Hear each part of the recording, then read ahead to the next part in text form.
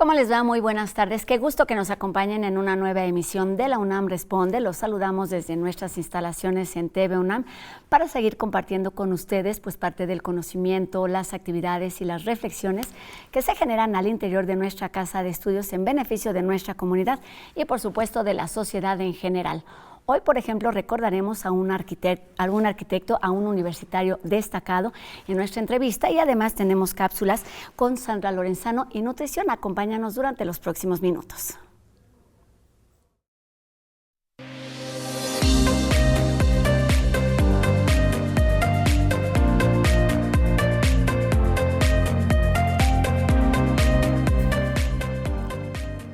Reconocer y celebrar el talento, la creatividad y el genio de su comunidad es el motivo que lleva a la Facultad de Arquitectura a montar la exposición Abraham Zabludovsky 100 años, una muestra con la que se conmemora el centenario del nacimiento de uno de los maestros de la arquitectura contemporánea que destaca, por ejemplo, por su estilo en la creación del Colegio de México y el Museo Tamayo.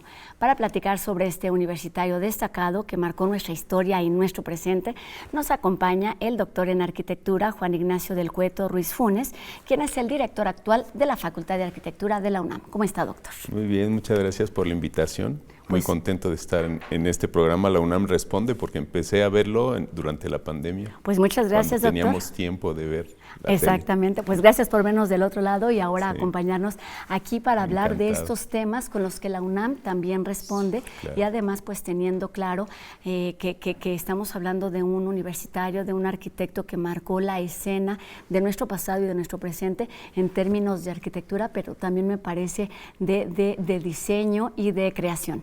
¿Quién fue el arquitecto Abraham Zabludovsky? Bueno, Abraham Zabludovsky fue un niño polaco que llegó a vivir a México cuando tenía 1 año de edad. Sus padres decidieron emigrar a México en el periodo de entreguerras, en un año 1925, donde hubo gran inmigración polaca al país, porque ese año Estados Unidos le cerró las fronteras a los polacos y buscaron otra vía.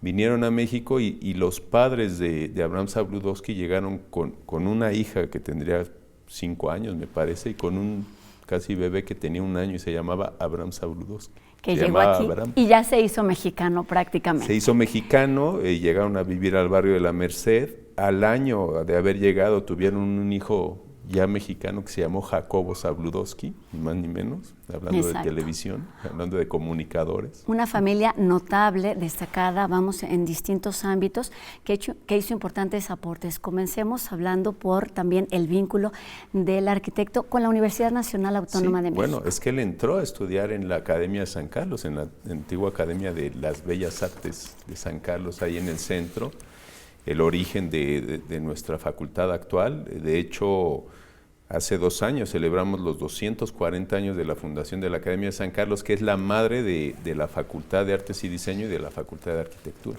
En 1929, con la autonomía, se crean las 2 escuelas, la Escuela Nacional de Artes Plásticas y la Escuela Nacional de Arquitectura, que hoy por hoy son facultades las 2. Y ahí es donde entra a estudiar Abraham Zabludovsky. ¿Qué aprendió ahí? ¿Cuáles fueron las bases que de esta escuela tomó para entonces convertirse en un arquitecto destacado que tenía cualidades como muy específicas relacionadas con el entorno? Es bien interesante la pregunta porque aprendió de la primera generación de la que se conoce como la primera generación de la arquitectura moderna mexicana, de los arquitectos del México moderno. Una generación de arquitectos que habían nacido entre 1900 y 1910, arquitectos como José Villagrán, que quizá había nacido un poco antes, pero también como Juan O'Gorman, como Mario Pani, como Enrique del Moral, Enrique de la Mora. Esos fueron sus maestros, los maestros que formaron a una camada de arquitectos muy exitosos, estos nacidos en los años 20, que son precisamente entre ellos estaba Abraham Zabludovsky, pero podemos contar también a Agustín Hernández, a Teodoro González de León, a José Luis Benlliure, que vino exiliado de España, pero también estudió allí. Con quienes algunos hizo colaboraciones precisamente para construcciones que siguen siendo un ícono de nuestra ciudad. David Muñoz, o sea, fue una generación de los arquitectos que construyeron en México de la segunda mitad del siglo XX. Abraham Sabludowski egresó de la entonces Academia de San Carlos y estuvo trabajando con Mario Pani, que fue uno de los padres de la arquitectura moderna en México y que fue uno de los directores del proyecto de Ciudad Universitaria junto con Enrique del Moral. Y bueno, discípulo de Mario Pani, empezó a hacer unos edificios de vivienda muy interesantes en los años 50, muy dentro de la línea de la arquitectura moderna y funcionalista, racionalista.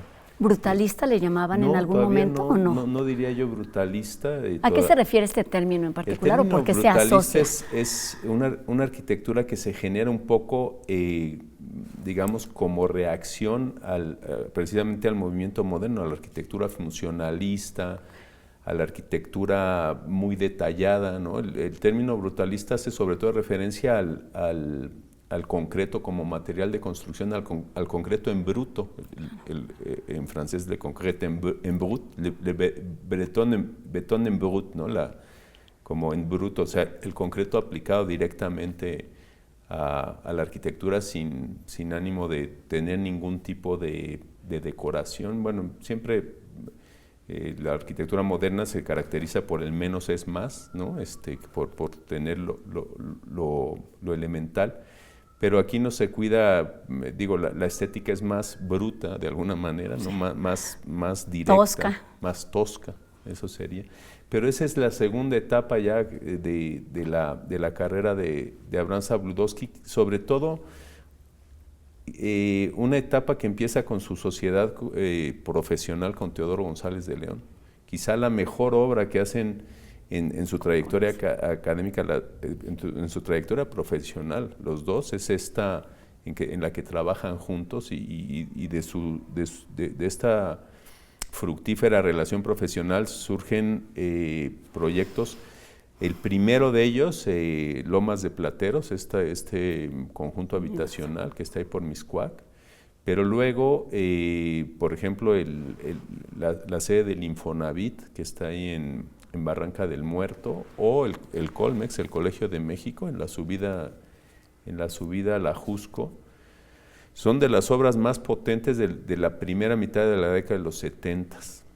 Y luego se siguen con obras tan importantes como el Museo Tamayo, que me parece su obra maestra, ahí en Chapultepec, o como la ampliación del auditorio, que también fue muy importante, ¿no?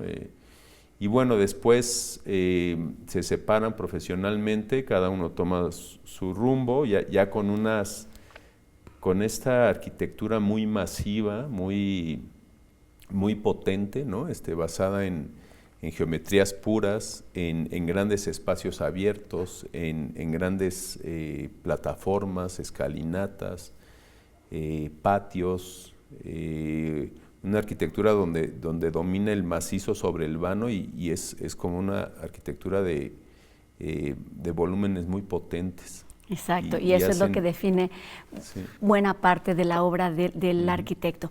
¿Cuál es el motivo, la razón de ser y cómo está pensada esta exposición que se presenta en la facultad, doctor? El primer motivo es que este año conmemoramos el centenario del nacimiento de Abraham Sabludowski. Él nació el 14 de junio de 1924. Entonces ahora en junio se cumplirá el centenario. Y quisimos hacer una exposición en nuestra galería, en la Galería de la Facultad de Arquitectura, la Galería María Luisa Dehesa Gómez Farías, que lleva el nombre de esta mujer porque fue la primera titulada en México, la primera titulada en arquitectura en 1939, la primera mujer arquitecta en México. Y la idea es utilizar el material que tenemos en el acervo de arquitectura mexicana, en la Facultad de Arquitectura, desde hace un poco más de 20 años, porque el año pasado celebramos los 20 años del Archivo de Arquitectos Mexicanos, así se llamaba, hasta que hicimos una gran exposición sobre los 20 años del archivo. Tenemos ahora 40 acervos, 40 legados documentales de 40 grandes arquitectos mexicanos, y arquitectas e ingenieros, y no todos mexicanos, porque hay nacidos en Polonia, como Sabludowski, nacidos en España, como Félix Candela, José Luis Benlliure, Juan Antonio Tonda. Pero que sí tienen que ver con la arquitectura mexicana. Claro. En este sentido, doctor, ¿cómo está conformada? ¿Qué tipo de piezas podemos ver en la exposición? Sí. ¿Y cómo nos habla de su formación y de su trayectoria profesional en nuestro país? Bueno, de hecho, la exposición inicia pasando el túnel que da acceso a nuestra galería, que es un espacio hermosísimo y del que estamos muy orgullosos. Es un túnel que tiene una línea del tiempo que habla de la obra de Zabludovsky, curiosamente a partir de los años 60.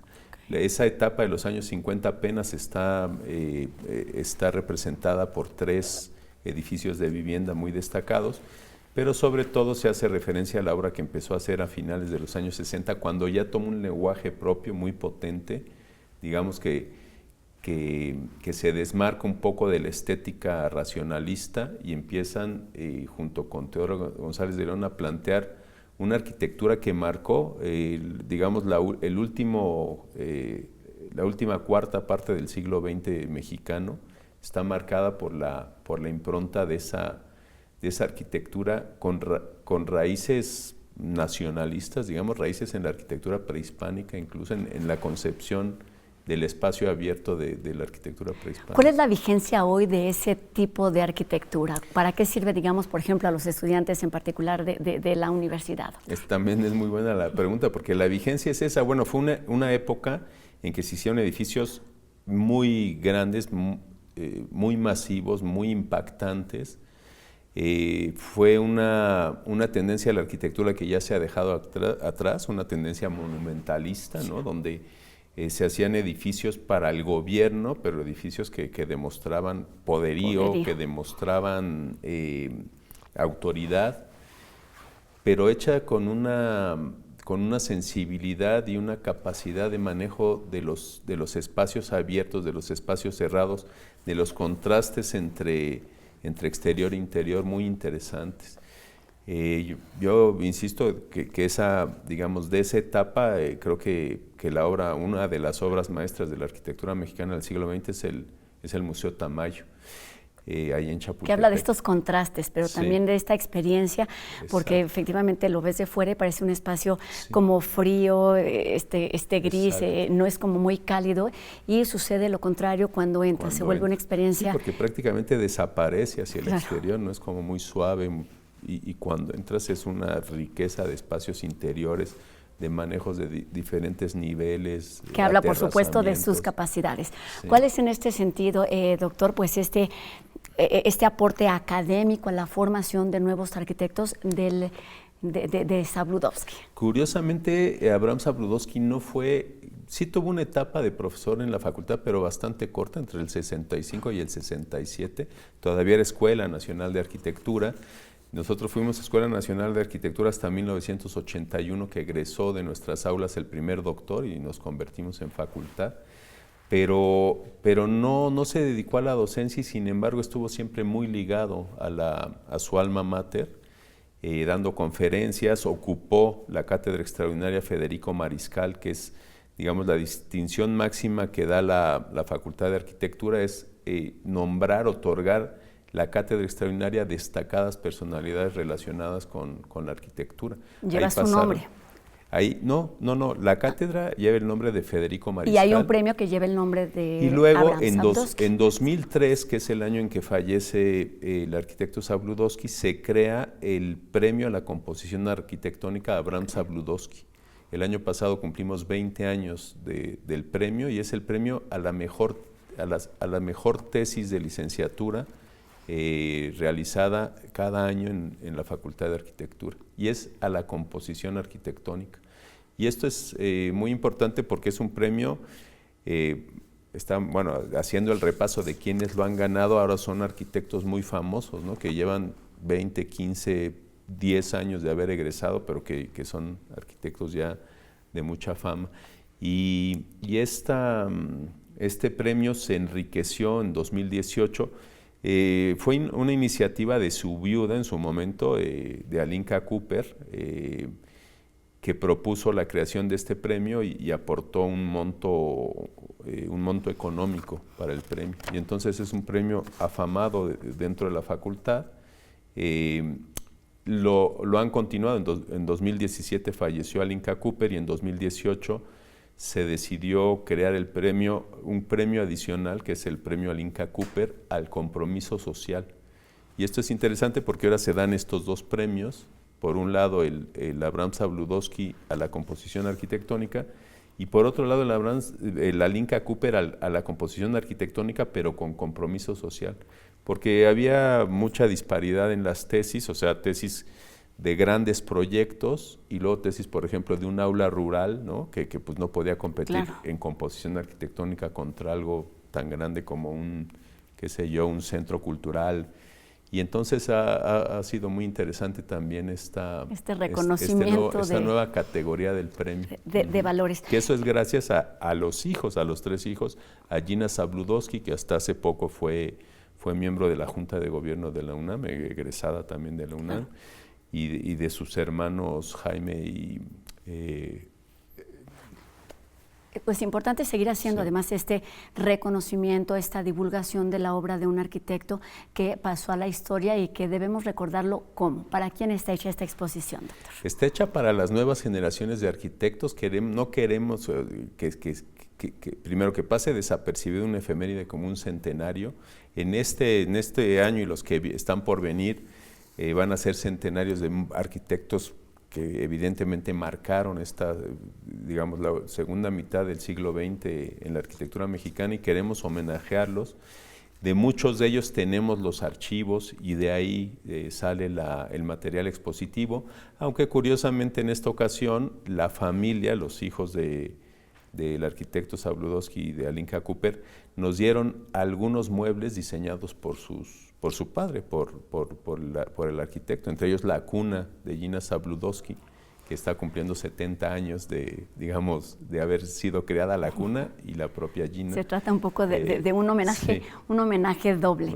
Un homenaje doble, sí. ¿Cómo debe ser recordado el arquitecto Abraham Sabludowski en el sentido de los aportes, de eso que ya no pudo ser, pero que sigue estando presente dentro de la arquitectura? Pues debe ser recordado como un creador que le dio un nuevo rumbo a la arquitectura mexicana.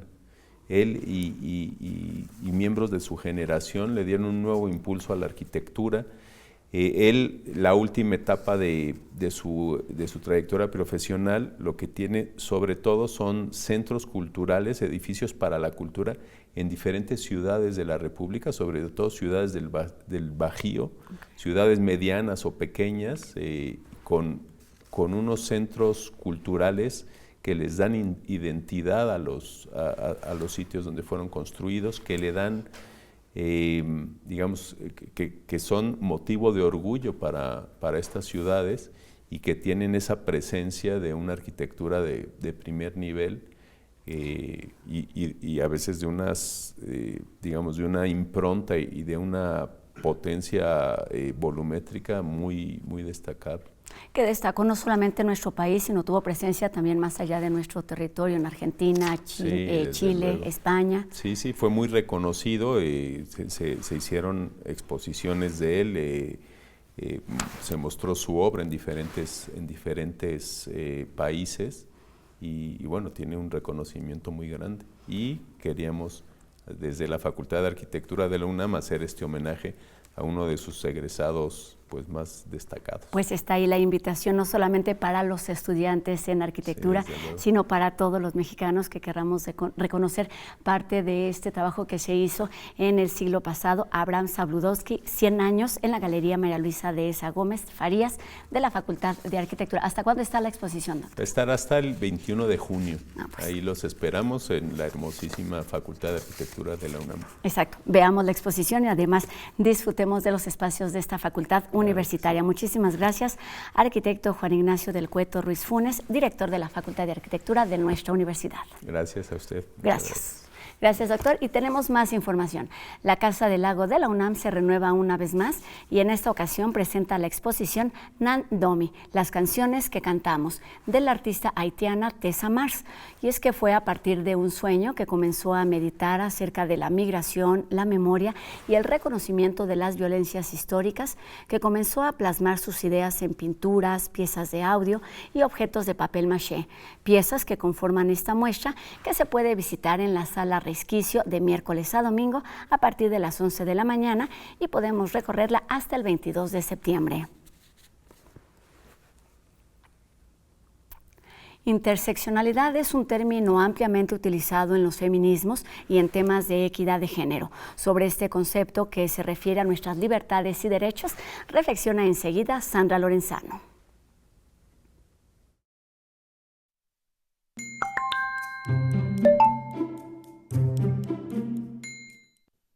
Y fíjense que hoy, y en el marco de su nacimiento, quiero hablarles de Kimberly Williams Crenshaw, doctora en Derecho por la Universidad de Harvard, y a quien principalmente le debemos el concepto de interseccionalidad, un concepto fundamental en el feminismo contemporáneo. Ella lo describe en su libro Interseccionalidad, Escritos Esenciales, que publicó en 1989, siendo profesora de la Universidad de Chicago.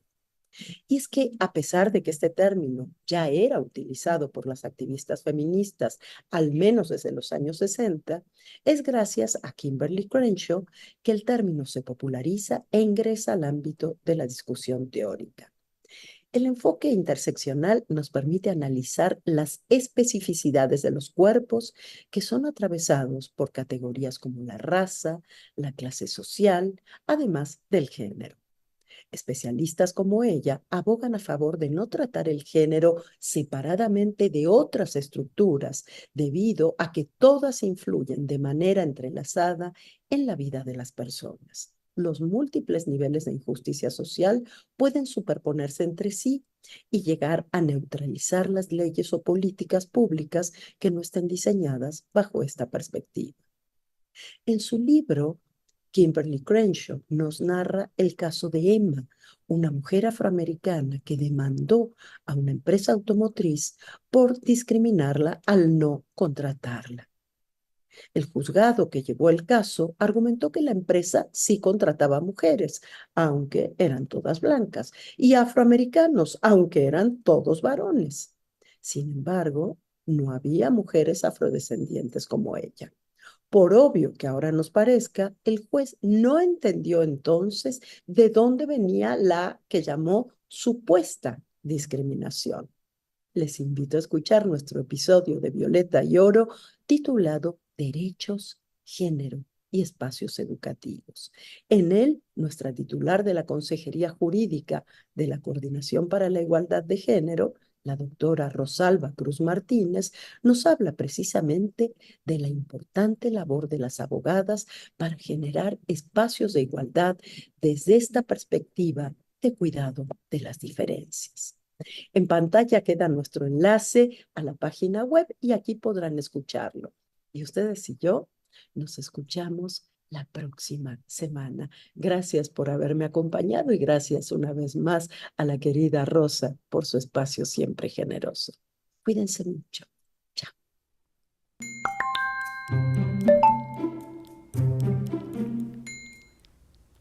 Muchos saludos, Sandra. Y bueno, hoy Gaby Morales nos trae buenas noticias sobre la colitis nerviosa en armonía digestiva, porque siempre hay algo que podemos hacer en beneficio de nuestra salud a través de la alimentación.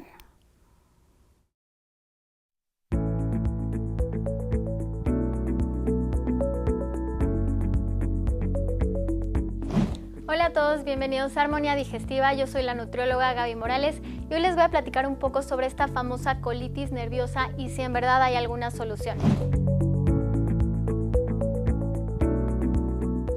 Bueno, como el nombre lo indica, estamos hablando de una inflamación del tubo gastrointestinal detonada por estrés, por ansiedad, por alguna otra emoción. Y bueno, el término coloquial sería colitis nerviosa, el término correcto sería síndrome de intestino irritable, otras personas le llaman colon irritable, y pues estamos hablando de un trastorno de este tubo gastrointestinal que pues tiene síntomas muy característicos como dolor abdominal, inflamación abdominal, gases, estreñimiento, diarrea o ambas. La mala noticia es que se dice que no tiene cura, pero la buena es que sí puedes vivir muchísimos años sin padecer de todos estos síntomas tan incómodos, siempre y cuando hagas lo siguiente. Número 1, debes de asesorarte con un especialista en salud digestiva para que juntos identifiquen qué alimentos detonan tus síntomas. Número 2, es importante que expandas tu alimentación de manera segura, obviamente, hasta llegar a una gran diversidad de plantas o alimentos vegetales, frutas, verduras, semillas, leguminosas. Número 3, es importante que trabajes en tu microbiota. Viven miles de millones de microorganismos en nuestro cuerpo que nos pueden ayudar a sentirnos bien, pero también pueden provocar mucho malestar. Entonces, te recomendaría consumir alimentos fermentados, kefir, yogur con probióticos, kombucha, verduras fermentadas. Y número 4, es importante que trabajes también sobre tu conexión intestino-cerebro para que integres muchas prácticas que le hagan bien a tu sistema nervioso. Pues bueno, si quieres saber más de este tema, te recomiendo seguirme en redes sociales, Instagram o TikTok como Gaby Morales.